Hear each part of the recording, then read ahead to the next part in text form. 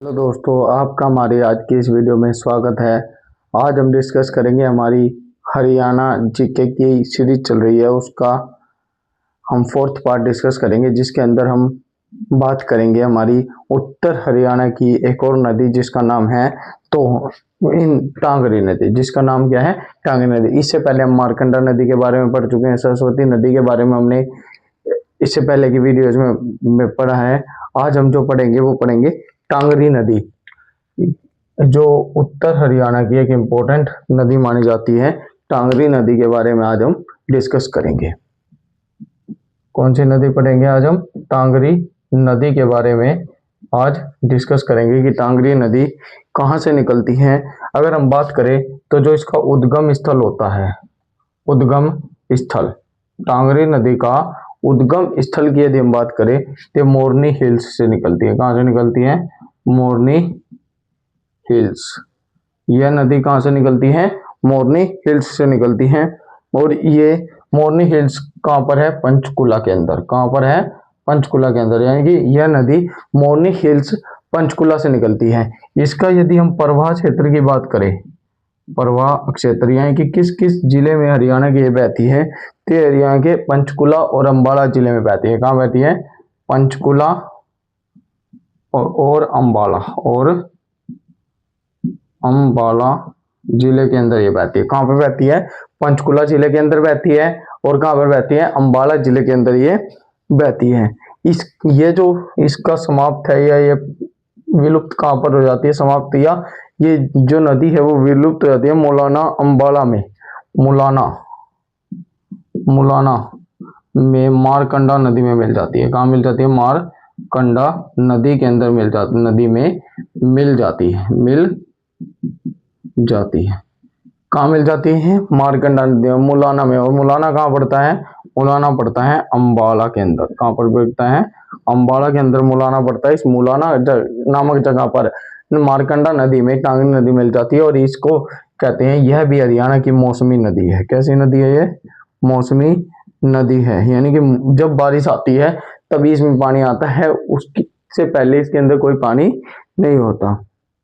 और इसको मारकंडा की महत्वपूर्ण सहायक नदी कहा जाता है। महत्वपूर्ण सहायक नदी यानी कि मारकंडा की सबसे बड़ी महत्वपूर्ण नदी भी कह सकते हैं, सबसे बड़ी सहायक नदी कह सकते हैं, ये कह सकते हैं सबसे इंपॉर्टेंट सहायक नदी, क्योंकि सबसे ज्यादा जो पानी है मारकंडा के अंदर वह यही नदी क्या है, लाकर डालती है मारकंडा में।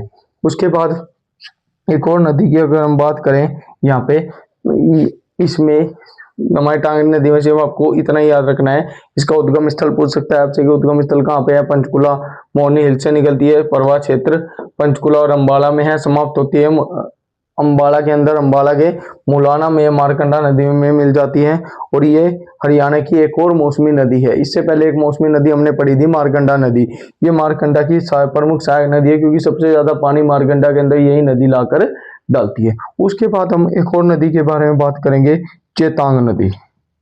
किसकी बात करेंगे? चेतांग नदी की बात करेंगे। चेतांग नदी, जो हमारे पास चेतांग नदी है, चेतांग नदी शिवालिक की पहाड़ियों से निकलती है। कहाँ से निकलती है? शिवालिक की पहाड़ी से।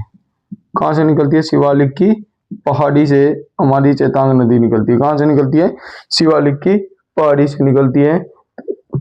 और ये जो चेतांग नदी है, क्या कहा जाता है इसको, ये ध्यान रखना। सबसे पहले तो इसका उद्गम स्थल की बात करेंगे, कहाँ से निकलती है। इसका उद्गम स्थल होता है शिवालिक की पहाड़ी। दूसरा है गग्गर की सहायक नदी है। गग्गर की सहायक नदी है ये। चेतांग जो नदी है हमारे पास, किस नदी की सहायक नदी है? गग्गर नदी की सहायक नदी है, जो आदिबदे नामक स्थान से निकलती थी, सोलन के पास से निकलती थी। कौन सी नदी? गग्गर नदी। हमारे हिमाचल प्रदेश में सोलन के पास आदिबदे नामक स्थान से इससे प्रवेश करती थी। ठीक है, सॉरी, आदिबद्री से तो हमारी सरस्वती नदी प्रवेश करती थी। ये नदी गग्गर नदी सोलन से निकलती थी। कहां पर? हिमाचल प्रदेश में। उसके बाद और ये जो सीसवाल सभ्यता है ना हमारी, सीसवाल सभ्यता, ये इंपॉर्टेंट क्वेश्चन है। सीसवाल सभ्यता कहाँ है? हिसार के अंदर। हिसार की जो सीसवाल सभ्यता है वह चेतांग नदी के किनारे स्थित है। किस नदी के किनारे स्थित है? चेतांग नदी के किनारे। चेतांग नदी के किनारे बहुत सारी जो हमारे पास सभ्यताएं हुई है वो अलग अलग नदियों के किनारे हुई है। जैसे हड़प्पा सभ्यता की यदि हम बात करें, वो किसी एक नदी के किनारे थी। मोहनजोदड़ो किसी और नदी के किनारे। तो इस तरह की सिंधु घाटी सभ्यता सिंधु नदी के किनारे थी। तो ऐसे ही हमारी एक सीसवाल सभ्यता है जो हमारी किस नदी के किनारे है? चेतांग नदी के किनारे है।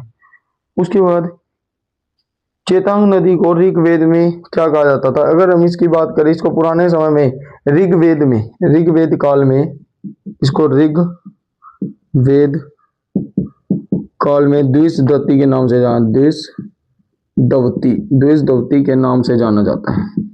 नाम से जाना जाता था। इस नदी को ऋग्वेदिक काल में इस नदी को क्या कहा जाता था? तो द्विशदवती कहा जाता था। किस नदी को? चेतांग नदी को ऋग्वेदिक काल में क्या कहा जाता था? द्विशदवती। ठीक है, तो ये हमारे पास हमारा चेतांग नदी से था। चेतांग नदी से पूछेगा तो सिर्फ आपसे इतने ही क्वेश्चन आपसे यहाँ से पूछ सकता है कि कहाँ से निकलती है? शिवालिक की पहाड़ी से निकलती है। घग्गर की ये सहायक नदी है। तो सीसवाल सभ्यता, ये इंपॉर्टेंट क्वेश्चन है कि सीसवाल सभ्यता हमारी किस नदी के किनारे स्थित है? वो चेतांग नदी के किनारे स्थित है। ऋग्वेदिक काल में द्विशदवती नाम इसका पड़ा था, यानी कि ऋग्वेदिक काल में इस नदी को हम द्विशदवती नदी कहते थे। उसके बाद और कुछ जो अब यहाँ पर जो हम पढ़ेंगे, कुछ हमारी जो महत्वपूर्ण उत्तर हरियाणा की नदियां थी वो क्या हो चुकी है? खत्म हो चुकी है। अब हम इसका मिसलिनियस पार्ट पढ़ेंगे, यानी कि कुछ ऐसे क्वेश्चन जो सभी कुछ नदियों से हमारे आएंगे। ठीक है, बहुत सारे ऐसे क्वेश्चन हैं। जैसे हमारे पास अगर हम बात करें, अब मिक्स हम नदियों से क्वेश्चन पढ़ेंगे कि कुछ ऐसे क्वेश्चन जो मिक्स, कोई क्वेश्चन किस नदी का है, कोई क्वेश्चन किस नदी का है, वो हम पढ़ेंगे। हमने अलग अलग उत्तर हरियाणा की नदियां सारी पढ़ दी हैं। अब हम मिसलिनियस पार्ट नदियों से करेंगे। उत्तर हरियाणा की नदियों से हम कुछ मिसलिनियस पार्ट करेंगे। देखो, अब सबसे पहले आपसे यहाँ से पूछा जाएगा कि वामन पुराण के अनुसार जो मिसलिनियस क्वेश्चन इन नदियों से हैं वो अब हम डिस्कस करेंगे। इसमें पूछा जाता है वामन पुराण के अनुसार हरियाणा में बहने वाली नदियों कौन कौन सी हैं? के अनुसार हरियाणा में बहने वाली नदियां, बहने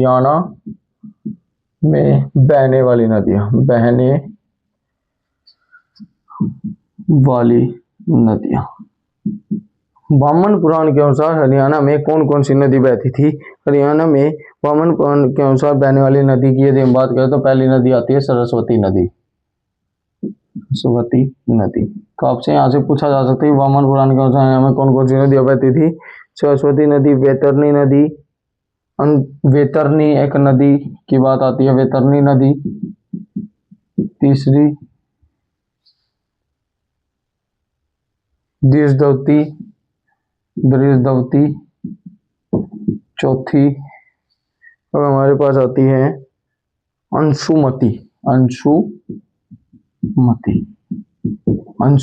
पांचवी नदी यदि हम बात करें तो पांचवी नदी वामन पुराण के अनुसार हरियाणा में बहती थी हिरण्यवती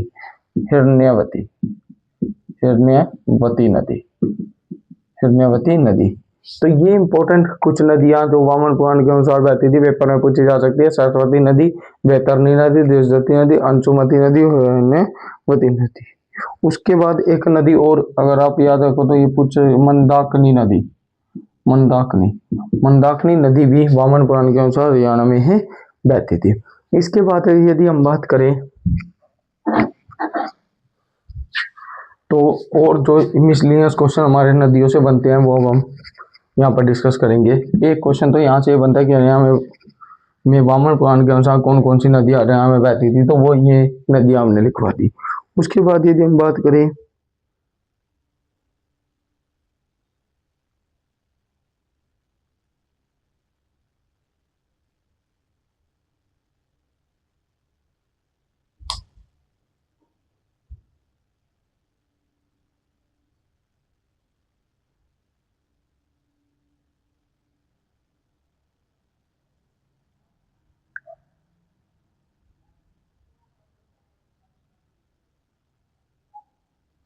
देखो एक क्वेश्चन आता है कि हरियाणा में सरस्वती नदी के प्रवाह क्षेत्र में, यह क्वेश्चन पूछा जा सकता है कि हरियाणा के अंदर सरस्वती नदी का जो प्रवाह क्षेत्र है, हरियाणा के अंदर सरस्वती नदी के प्रवाह क्षेत्र में बावड़ियों का निर्माण किसने करवाया था? बावड़ियों का निर्माण किसने करवाया? निर्माण किसने करवाया? अगर थोड़ा सा हरियाणा जीके को आपसे थोड़ी डिटेल में थोड़ा अगर आपको उसको पेपर हार्ड बनाना हुआ तो वो इस तरह के क्वेश्चंस आपसे पूछे जा सकते हैं कि हरियाणा में सरस्वती नदी का जो प्रवाह क्षेत्र था, उन प्रवाह क्षेत्र में जहां जहां से सरस्वती नदी बहती थी वहां पर कुछ बावड़ियां बनवाई गई थी। वो किसके द्वारा बनवाई गई थी? वो लखी सिंह बंजारा, लखी शाह बंजारा के द्वारा, लखी शाह बंजारा के द्वारा क्या करवाया गया था? इन बावड़ियों का निर्माण करवाया गया था। कहां पर करवाया गया था? सरस्वती नदी के प्रवाह क्षेत्र में, जहां से सरस्वती नदी बहती थी उन सरस्वती नदी के प्रवाह क्षेत्र में लखी सिंह बंजारा के द्वारा क्या करवाया गया? बावड़ियों का निर्माण करवाया गया। हरियाणा की वह नदी जिनसे हरियाणा की कौन सी नदियों से हरियाणा में मारकंडा, टांगरी टांगरी और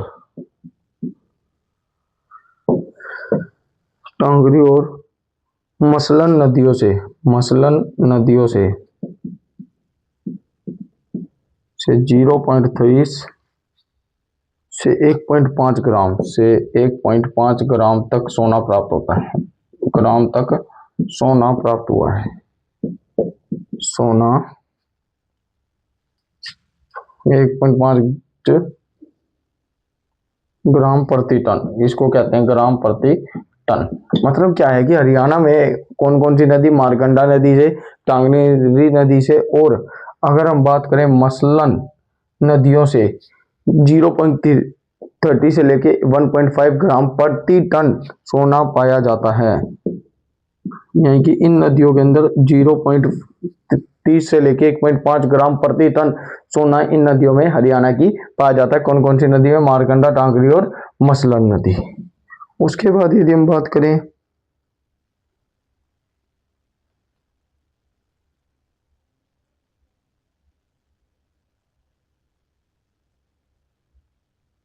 आगे क्वेश्चन आता है, राज्य की नीली नदी किसको कहा जाता है? राज्य की नीली नदी कहा जाता है थापना नदी को। किसको कहा जाता है? थापना नदी को। ये क्वेश्चन भी अगर आपसे पूछा जाए कि राज्य की नीली नदी किस नदी को कहा जाता है, तो राज्य की नीली नदी कहा जाता है थापना नदी को। थापना नदी कौन सी थी? थापना नदी यमुना की सहायक नदी थी। यमुना की सहायक नदी थी। और एक क्वेश्चन में पढ़ा था, हरियाणा की सबसे छोटी नदी, राज्य की सबसे छोटी नदी, राज्य की सबसे छोटी नदी भी कौन सी है? थापना नदी। तो अगर आपसे क्वेश्चन पूछे राज्य की नीली नदी, तो भी हमारे पास थापना नदी, और राज्य की सबसे छोटी नदी, तब भी हमारा आंसर क्या आएगा? थापना नदी। और थापना नदी कहाँ पे बहती है? यमुना नगर के अंदर बहती है। और यमुना की ये सहायक नदी है। यमुना की क्या है? ये एक सहायक नदी है।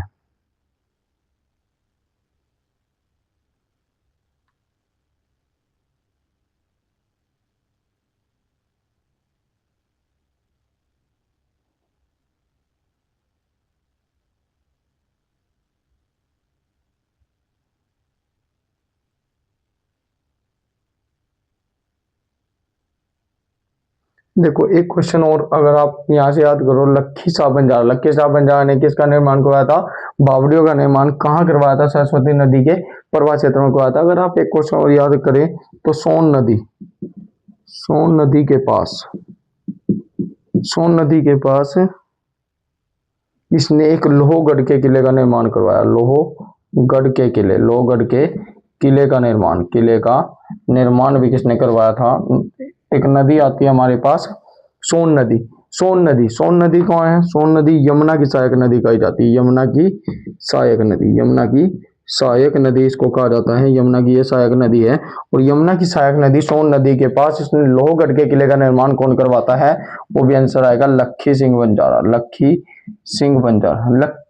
बंजारा नहीं, लखी शाह बंजारा, लक्की शाह बंजारा ने क्या करवाया था, सोन नदी के पास लोहगढ़ के किले का निर्माण करवाया था। और सोन नदी किसकी सहायक नदी है, यमुना की सहायक नदी। और एक क्वेश्चन आता है यहाँ में, सरस्वती नदी के प्रवाह क्षेत्र में बावड़ियों का निर्माण भी किसने करवाया था, लक्की शाह बंजारा ने। और एक क्वेश्चन याद रखना है कि जल संरक्षण के लिए, जल संरक्षण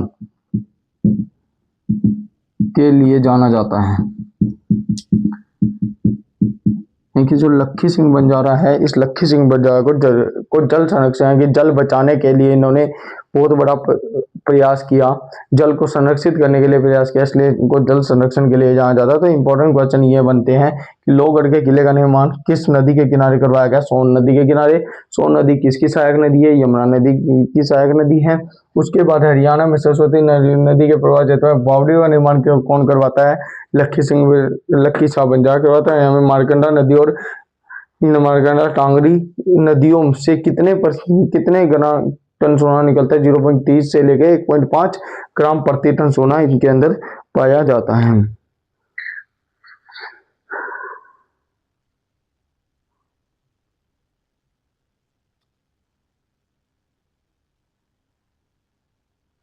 ये क्वेश्चन हमारे पास यहाँ से इंपॉर्टेंट, ये क्वेश्चन थे हमारे पास। उसके बाद एक क्वेश्चन पूछा जाता है कि राक्षसी नदी, अगर आपसे पूछ रहे राक्षसी नदी, और उसके बाद राक्षसी नदी और बोली नदी, बोली नदी किसकी सहायक नदी है, ये दोनों इंपॉर्टेंट है। यहाँ से क्वेश्चन पूछा जा सकता है कि आपसे कि ये दोनों नदी सहायक नदी किसकी है, यमुना की सहायक नदी है, यमुना की सहायक नदी, यमुना की सहायक नदी। तो यमुना की सहायक नदी कौन सी है, राक्षसी नदी और बोली नदी हमारे पास क्या है, यमुना की सहायक नदी है। आई बात समझ में। तो इसके बाद ये यहाँ पर इंपॉर्टेंट बनता है क्वेश्चन,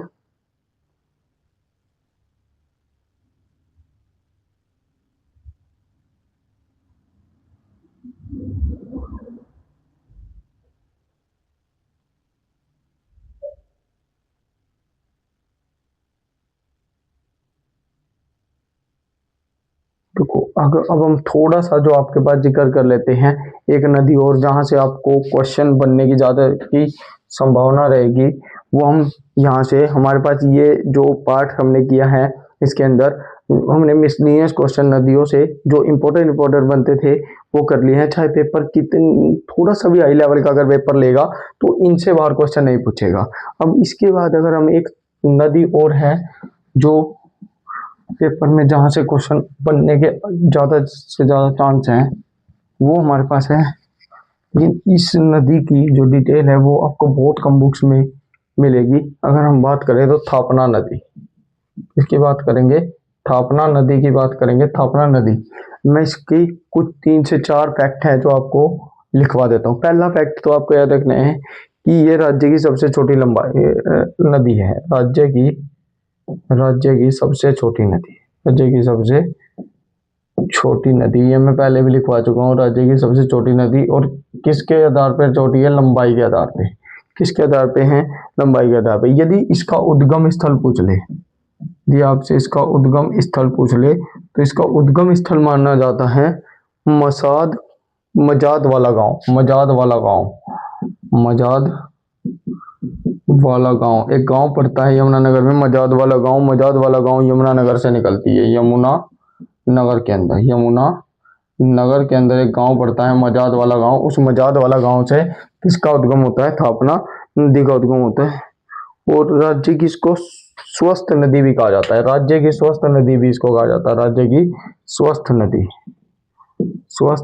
मतलब इस नदी का जो पानी है वो बहुत अच्छा पानी माना जाता है, स्वस्थ पानी, बिल्कुल साफ पानी इसका नदी का माना जाता है। स्वस्थ नदी किसको कहा जाता है, तापना नदी को। स्वस्थ नदी के कारण ही इस नदी का पानी बहुत साफ माना जाता है, बहुत साफ क्लियर पानी इसका माना जाता है, इसलिए इस नदी को राज्य की नील नदी भी कहते हैं, राज्य की नीली नदी भी कहते हैं, राज्य की नीली नदी भी। यदि आपको आंसर लिखे तो वो भी आएगा, थापना नदी ही आएगा। क्या आएगा, थापना नदी, क्योंकि इसका पानी स्वस्थ, इसको नदी को हमने स्वस्थ नदी कहते हैं। स्वस्थ नदी क्यों कहा, क्योंकि इसका पानी बहुत ही साफ है, और जो साफ पानी होगा उसका कलर कैसा होगा, नीला, तो इसलिए राज्य की नीली नदी भी इसको कहा जाता है। उसके बाद राज्य की सबसे प्राचीन नदी, राज्य की सबसे प्राचीन नदी इसको कहा जाता है, राज्य की सबसे सबसे प्राचीन नदी भी इसको कहा जाता है लंबाई के आधार पर। सॉरी, राज्य की सबसे छोटी नदी हमने पढ़ दिया, राज्य की सबसे प्राचीन नदी तो हमारी दुर्जती नदी हो जाएगी। थापना नदी में यही इंपॉर्टेंट फैक्ट है, राज्य की सबसे छोटी नदी, उद्गम स्थल इसका मजाद वाला गांव यमुनानगर से होता है। राज्य की स्वस्थ नदी थापना नदी कहा जाती है। राज्य की नीली नदी भी किसको कहा जाता है, थापना नदी को कहा जाता है। और ये यमुना की सबसे छोटी, यमुना की सबसे छोटी सहायक नदी है, सबसे छोटी सहायक नदी है, छोटी सहायक नदी है, सहायक नदी है। तो यमुना की सबसे छोटी सहायक नदी कौन सी है, वो हमारी थापना नदी। तो आज की वीडियो में हमने उत्तर हरियाणा के जितने भी नदियों से रिलेटेड टॉपिक थे, सॉरी नदियों से रिलेटेड क्वेश्चन थे, चाहे वो हमारा मिसलेनियस क्वेश्चन था, चाहे वो अलग अलग नदियों से थे, हमने सारी उत्तर हरियाणा की नदियां खत्म कर ली हैं। नेक्स्ट वीडियो में हम दक्षिण हरियाणा की नदियां स्टार्ट करेंगे। उसमें हम सबसे पहले जो नदी पढ़ेंगे वो साहिबी नदी पढ़ेंगे। आज की वीडियो में इतना ही। अगर आपको हमारा कंटेंट पसंद आया है तो लाइक करें, शेयर करें, सब्सक्राइब करें और फीडबैक दें कि आपको हमारा कंटेंट कैसा लगा, ताकि हम और ज़्यादा मेहनत कंटेंट पर कर सकें, वो ताकि यहाँ से जो क्वेश्चन है हमारे HSSC के हरियाणा जीके के कम से कम 25 से 20 या 22 क्वेश्चन हमारे हरियाणा जीके के का जो यहाँ पे करवाया जाएगा वहाँ से डेफिनेटली आपके पेपर में आएंगे। ठीक है, धन्यवाद।